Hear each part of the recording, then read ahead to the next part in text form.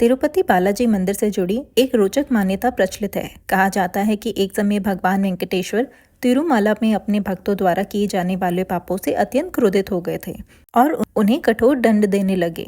स्थिति इतनी गंभीर हो गई कि मंदिर के पुजारियों ने कुछ समय के लिए मंदिर के द्वार बंद कर दिए। इसका सीधा संबंध भगवान बालाजी की आंखों से माना जाता है। कई बार उनके मस्तक पर लगाए जाने वाला तिलक इतना फैल जाता है कि उनकी आंखें ढक जाती है।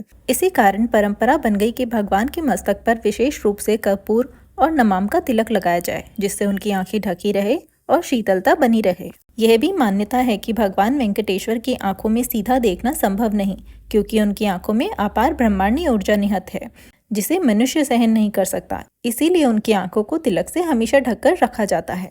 उम्मीद है आपको ये जानकारी पसंद आई हो।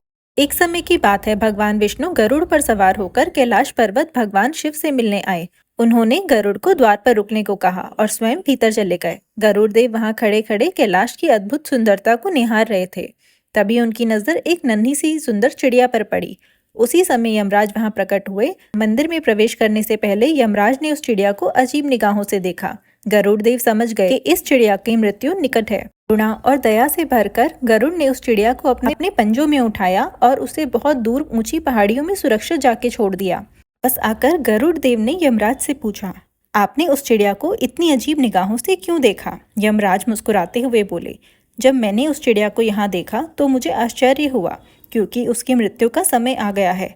भाग्यवश उसे हजारों मील दूर एक सर्प द्वारा ग्रसित होना था। मैं यही सोच रहा था कि इतनी दूर ये कैसे पहुंचेगी, पर अब निश्चित ही वह मर चुकी होगी, क्योंकि उसकी दिशा में वह सर्प उसका इंतजार कर रहा था। यह सुनकर गरुड़ देव को बोध हुआ कि मृत्यु को टाला नहीं जा सकता, समय आने पर निश्चित ही घटित होती है। उम्मीद है आपको ये कथा पसंद आई हो। क्या आप जानते हैं भगवान विष्णु ने हमें एक ऐसा दिव्य कवच दिया है जो हमारी हर प्रकार से रक्षा करता है, चाहे हमारे शरीर की हो या हमारे मन की।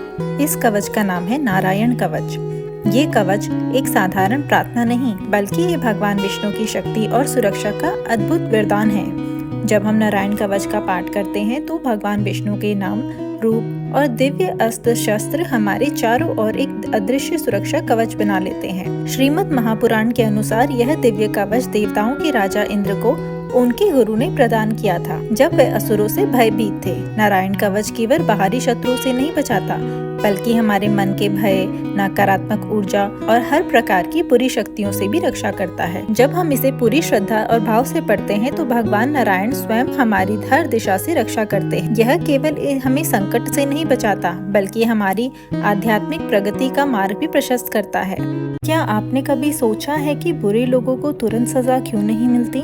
क्या भगवान उन्हें देख नहीं रहा या उनके कर्मों का कोई हिसाब नहीं होता? महाभारत और गीता इस सवाल का बहुत साफ जवाब देती है।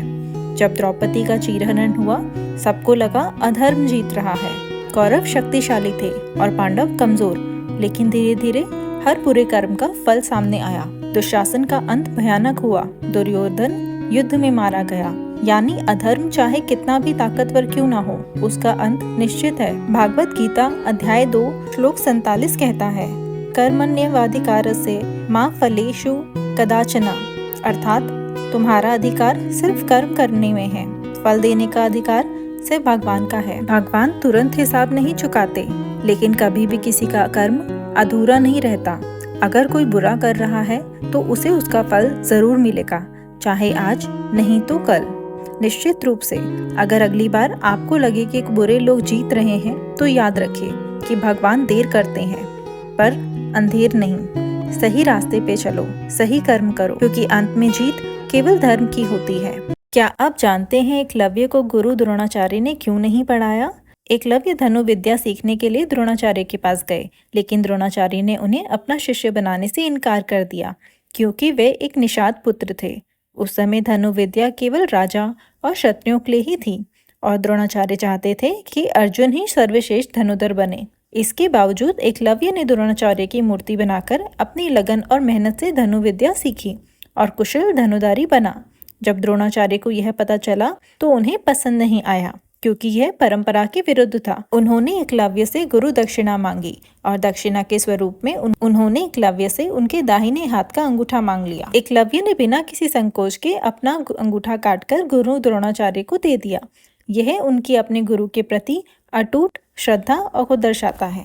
अशोक वाटिका में जब रावण क्रोध में भरकर तलवार लेकर माता सीता को मारने के लिए दौड़ा, उस समय हनुमान जी के मन में आया, क्यों न इसकी तलवार छीनकर इसका सर काट दूं और माता को बचा लूं। परंतु अगले ही क्षण उन्होंने देखा मंदोदरी ने रावण का हाथ पकड़ लिया और उसे रोक दिया। यह देखकर पवन पुत्र हनुमान जी गदगद हो उठे। उनके मन में एक विचार आया, यदि मैं ये करता तो मुझे भ्रम हो जाता कि सीता माँ को मैंने बचाया है। परंतु प्रभु ने ये काम रावण की पत्नी मंदोदरी से ही करा दिया। अब मुझे समझ आया कि प्रभु जिससे जो काम कराना चाहते हैं वही उससे करा लेते हैं। रावण के जाने के बाद त्रिजटा माता सीता से मिलने आई और उन्होंने कहा कि आज मैंने एक स्वप्न देखा जिसमें एक वानर ने लंका में आग लगा दी। तो हनुमान जी ने विचार किया, प्रभु ने तो मुझे लंका जलाने का आदेश नहीं दिया, फिर यह बात कैसे सच होगी। उसी समय जब रावण के सैनिक हनुमान जी को मारने के लिए तलवार लेके दौड़े, तब उन्होंने अपने आप को बचाने का तनिक भी प्रयास नहीं किया। किंतु विभीषण ने आकर कहा, दूत को मारना अधर्म है, और इस प्रकार हनुमान जी का जीवन बच गया। वे समझ गए कि यह प्रभु की ही लीला है। फिर जब रावण ने कहा इसे मारा ना जाए, बल्कि इसकी पूंछ पे कपड़ा बांधकर घी तेल डालकर आग लगा दी जाए, तब हनुमान जी ने सोचा, त्रिजटा का स्वप्न सच हो रहा है। लंका जलाने के लिए ना मुझे कपड़ा लाना पड़ा और ना ही घी तेल जुटाना पड़ा, ना आग खोजनी पड़ी। यह सब प्रबंध तो प्रभु ने स्वयं रावण के ही हाथ करा लिया है। तब हनुमान जी ने गहराई से अनुभव किया, जब प्रभु रावण जैसे शत्रु से भी अपना कार्य करा लेते हैं तो मुझ जैसे सेवक से करा लेने में क्या ही कठिनाई है। संसार में जो भी घटता है वह सब प्रभु की योजना और ईश्वरीय विधान है। हम तो केवल निमित्त मात्र है, इसीलिए हमें ये कभी भ्रम नहीं पालना चाहिए। मैं ना होता तो क्या होता, ना मैं श्रेष्ठ हूँ ना मैं खास हूँ, मैं तो बस भगवान का एक छोटा सा दास हूँ। एक बार नामदेव जी से किसी ने पूछा, भगवान तो दिखाई नहीं देते, फिर हम उनकी उपासना क्यों करें। नामदेव जी मुस्कुराए और बोले, बेटा एक काम करो, एक लोटा पानी और थोड़ा सा नमक ले आओ। वह व्यक्ति पानी और नमक ले आया। नामदेव जी ने कहा, अब इस नमक को पानी में घोल दो। उसने नमक को पानी में घोल दिया। नामदेव जी ने पूछा, क्या नमक अब दिखाई दे रहा है। वह व्यक्ति बोला, नहीं दिखाई दे रहा। नामदेव जी ने बोला, अच्छा अब इस पानी को पीकर देखो। जब उसने पानी पिया तो कहा, हाँ नमक तो है इसमें, स्वाद आ रहा है लेकिन दिख नहीं रहा।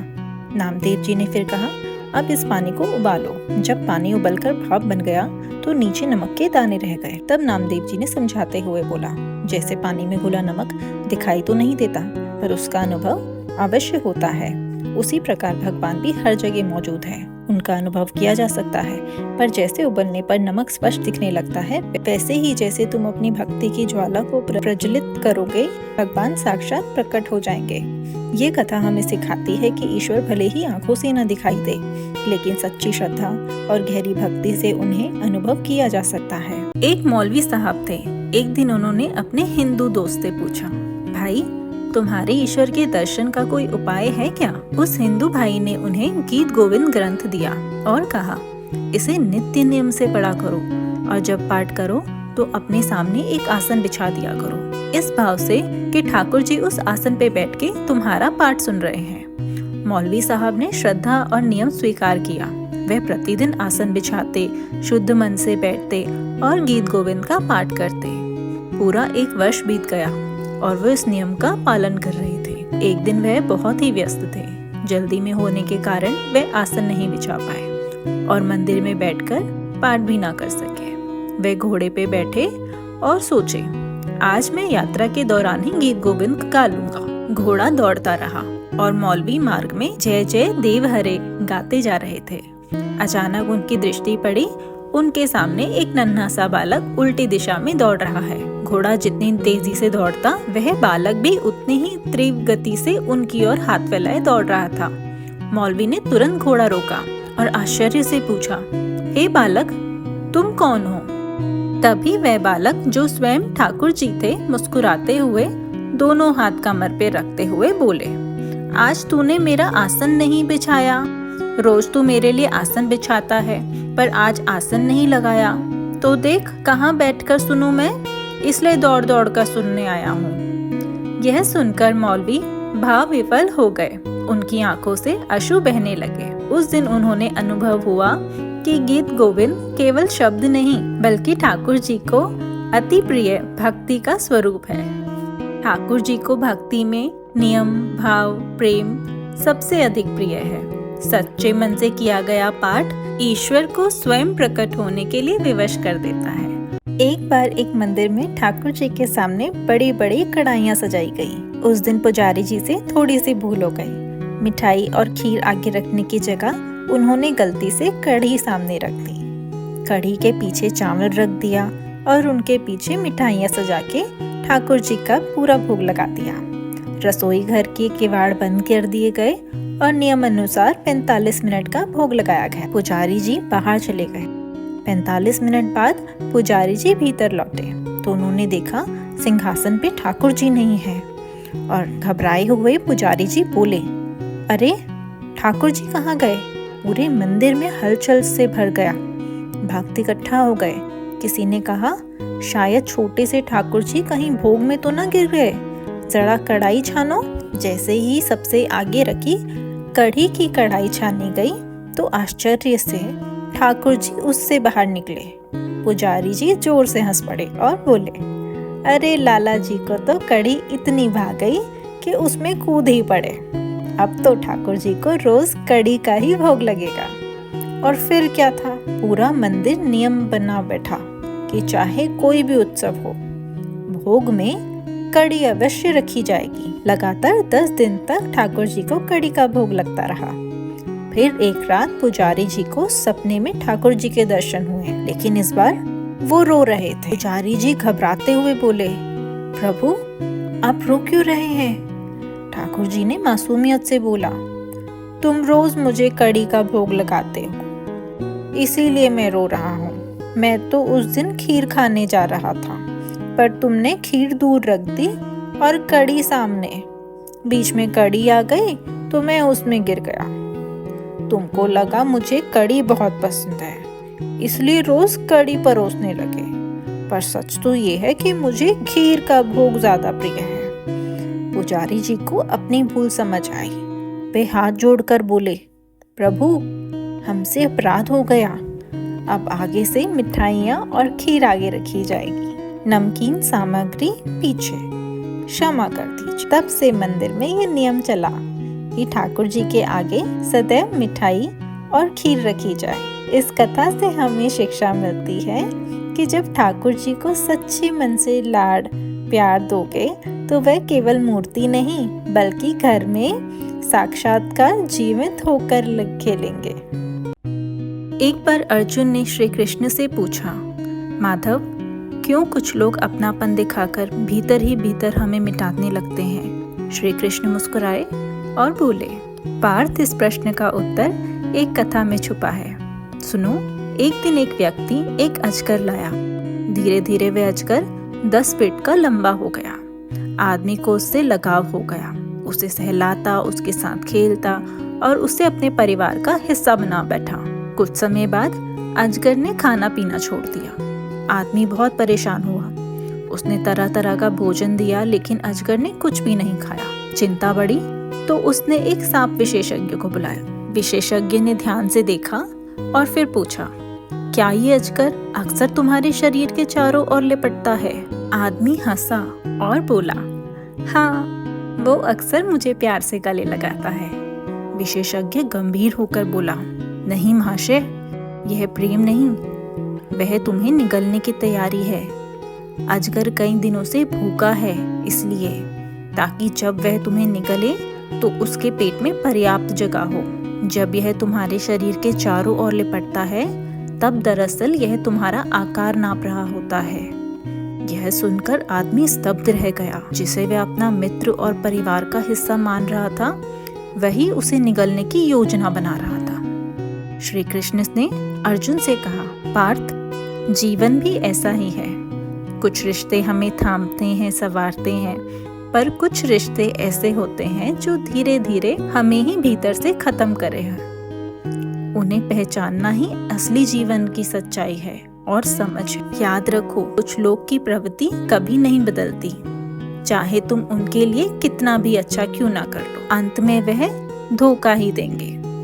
इसलिए सच्चे और झूठे रिश्तों को पहचानना ही मनुष्य की सबसे बड़ी बुद्धि है। जब ठाकुर जी धरती पर अवतरित हुए तो कैलाश पर्वत में बैठे महादेव के हृदय में उनसे मिलने की इच्छा हुई।